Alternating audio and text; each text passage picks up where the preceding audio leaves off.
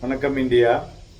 இரண்டாவது நாளாக நமது சந்தைகள் இன்றைய தினம் ஒரு மார்ஜினலி ஹையர்னு சொல்லலாம். மெயினாக supported by private banks in metal stocks. But elevated crude oil prices மற்றும் ஆன்கோயிங் மிடில் ஈஸ்ட் டென்ஷன் பார்த்தோன்னா அந்த அப்சைடை லிமிட் பண்ணிடுச்சுன்னு சொல்லலாம் இன்றைக்கி டொமஸ்டிக் மார்க்கெட்டில். அதர்வைஸ் இன்றைக்கி நிஃப்டி ஒரு ஃப்ளாட் நோட்டில் ஓப்பன் ஆச்சு. அப்புறம் ஒரு ஷார்ப் இன்ட்ராடே வாலட்டிலிட்டி த்ரூஅவுட் த ட்ரேடிங் செஷன் இருந்ததுன்னு சொல்லலாம். ஸோ கிட்டத்தட்ட பார்த்திங்கனாக்க 23,262.55 அப்படிங்கிற இன்ட்ராடே லோவை டச் பண்ணினது. அங்கிருந்து ஒரு ரெக்கவரி அரௌண்ட் ஒரு மணிக்கு பார்த்தோம்னா கிட்டத்தட்ட டேஸ் ஹை 23,582.95, கிட்டத்தட்ட 320 புள்ளிகள் இன்றைய தினம் லோக்கும் ஹைக்கும் differences. But profit booking at higher levels இன்னைக்கு மோஸ்ட் ஆஃப் த கெயின்ஸை ஒரு மாதிரி க்ளோசிங்கில் எரோடு பண்ணியிருக்குன்னு சொல்லலாம். பட் இருந்தாலும் நிஃப்டி 50 இவென்ச்சுவலாக எபவ் 23,400 23,418.17 49 புள்ளிகள் அதிகரித்து முடிவடைந்திருக்கிறது. அட்வான்சஸ் 1,743, டிக்ளைன்ஸ் பார்த்தோன்னா 1,151. அதுபோல் மார்க்கெட் பிரெத்தை பார்த்தோன்னா ரிமைன் ஃபேவர் ஆன் அட்வான்சிங் ஸ்டாக்ஸஸ்.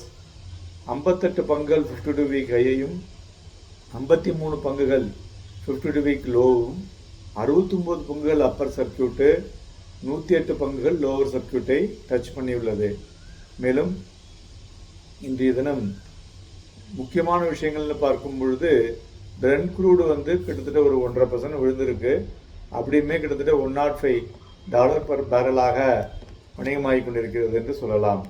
இப்போ வாலட்டிலிட்டி இண்டெக்ஸும் லார்ஜராக ஸ்டடியாக இருந்தது. அதனால தான் மார்க்கெட்டால் இந்த இண்டெக்ஸ் நிறுத்த முடிஞ்சதுன்னு சொல்லலாம்.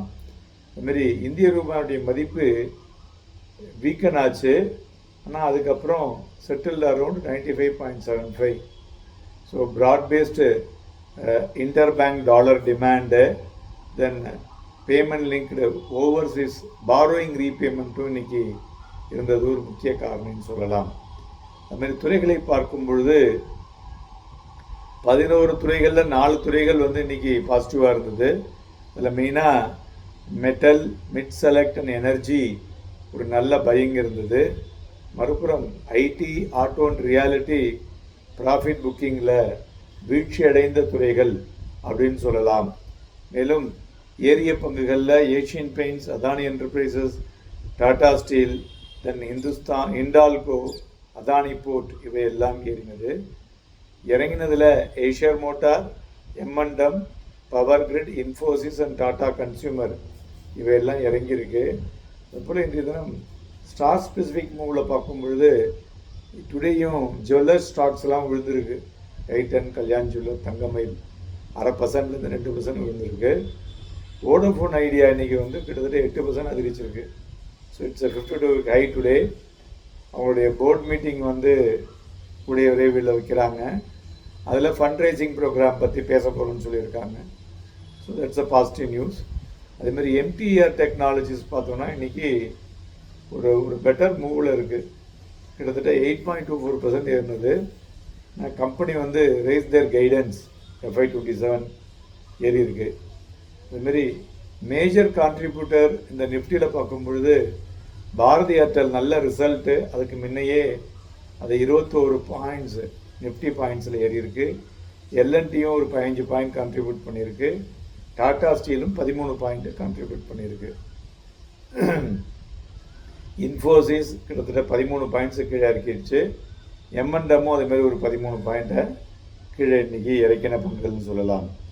மேலும் தங்கம் இன்னைக்கு, அதாவது அந்த கவர்மெண்ட்டினுடைய டியூட்டி ஹைக்கு பிறகு தங்கம் இன்னைக்கு பார்த்தோன்னா 9,124 ரூபாய் அதிகரித்து 1,62,566 வெள்ளி 18,888 ரூபாய் அதிகரித்து 2,97,950 க்ரூட் ஆயில் 18 ரூபாய் அதிகரித்து 9,741 மணியமாகி கொண்டிருக்கிறது. எல்லோருக்கும் மார்க்கெட் ஏன் ஏறினது அப்படிங்கிற ஒரு விஷயம் தலைக்கு மேலே இருக்கிறது. மார்க்கெட் ஏறியதற்கு முக்கிய காரணம் ஒரு வேல்யூ பையிங்னு சொல்லலாம். ஒரு சில லார்ஜ் கேப் வந்து கடந்த சில தினங்களாக பெரிய வீழ்ச்சியை தழுவினதுன்னு சொல்லலாம். அதெல்லாம் இன்னைக்கு ஒரு பையிங் இன்ட்ரெஸ்டில் மெயினாக சப்போர்ட் எதுன்னு பார்த்தீங்கன்னா க்ரூட் ஆயில் ப்ரைஸ் வீழ்ச்சி, தென் இந்திய ரூபாயுடைய மதிப்பு ஃபால் ஆனது. இது ரெண்டும் மார்க்கெட்டில் ஒரு செலக்டிவ் பையிங் இன் ஹெவி வெயிட்ஸுக்கு உபயோகமாக இருந்ததுன்னு சொல்லலாம். இதை தவிர இந்த government hike on import duty on gold silver அதுலேயும் ஒரு மொமெண்டத்தை கொடுக்க வைத்ததுன்னு சொல்லலாம். மேலும் ஐபிஓவை பொறுத்தவரை பார்த்தோன்னா ஜியோ டெலிகாம், ஃபோன்பே, தென் என்எஸ்சி, தென் செப்டோ, ஹீரோ ஃபென்கார், ஸோ இதை மாதிரி எஸ்பிஐ மியூச்சுவல் ஃபண்ட் இவையெல்லாம் அடுத்த ஒரு 2 மாதங்களுக்குள் வந்து லிஸ்டாக இருக்கிறது. இதனுடைய மார்க்கெட் அவங்க திரட்டக்கூடிய பணமும் அதிகமாக இருக்கிறதுனால மார்க்கெட்டில் மொமெண்டம் வரக்கூடிய நாட்களில் இருக்கும் என்று எதிர்பார்க்கலாம். அதுபோல் ரிலையன்ஸ் பார்த்தீங்கன்னாக்கா ரிலையன்ஸ் இண்டஸ்ட்ரீஸுக்கு ப்ரிஃபரன்ஸ் ஷேர் மாதிரி கொடுக்குறாங்க. ஸோ இதெல்லாம் நம்மளுடைய மெயில்லையும் சரி வாட்ஸ்அப்லேயும் நிறைய விஷயங்கள் கொடுத்துட்ருக்கோம், அதை பார்த்துட்ருங்க. இந்த ஐபிஓவை பற்றி உங்களுக்கு ஏதாவது விஷயங்கள் தேவைன்னா கான்டாக்ட் பண்ணுங்கள், ஹெல்ப் பண்ணுறோம். பிளாக் டீலை பொறுத்தவரை பார்த்தோன்னா ONGC, Divi's Lab and doctor Reddy's. Then இன்றைய தினம் நிஃப்டி ஃபியூச்சர் வால்யூமும் பிலோ ஆவரேஜ், பேங்க் நிஃப்டியும் பிலோ ஆவரேஜ். நிஃப்டி வந்து 23,270ங்கிற சோனில் ஒரு ஸ்ட்ராங் சப்போர்ட்டாக இருக்கக்கூடும்.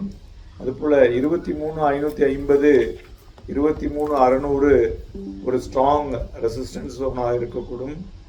நாளைய தினம் சென்செக்ஸினுடைய வீக்லி க்ளோசிங் இருக்கிறதுனால வாலட்டைல் இருக்கக்கூடும், வாங்கி விற்பதற்கும் விற்று வாங்குவதற்கும் எதுவாக இருக்கக்கூடும்.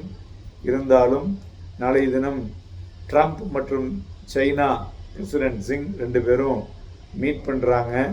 ஸோ அதற்கு தகுந்தாற்போல் சந்தைகளுடைய ஈவெண்ட்ஸ் ஏற்ற இறக்கங்கள் இருக்கக்கூடும் என்று எதிர்பார்க்கலாம். Happy and profitable day.